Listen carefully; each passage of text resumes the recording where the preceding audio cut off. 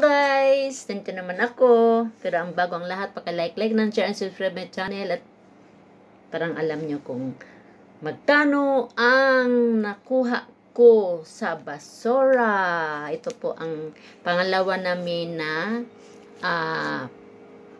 pera na nakuha namin nung sa basura. Kasi yung unang naming pera na nakuha namin, 500 mahigit, is nandoon na binayad namin sa bahay sa Pinas. At ito na naman ang aming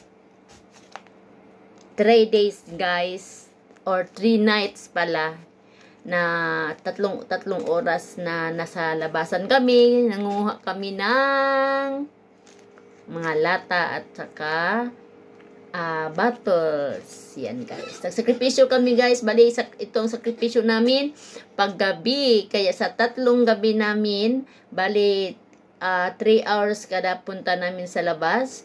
Nangunguha ng cans at saka bottle. At ito guys, ito ang nakita namin guys sa 3 gabi namin. Nag-spend lang kami ng 3 oras sa labas. Oo, sa baling 3 gabi namin. At ito ang nakuha namin guys. 1, 2,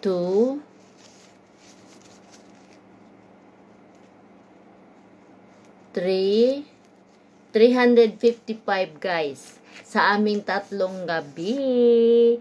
Kaya, nasa basura ang pera. Kaya, bye for now.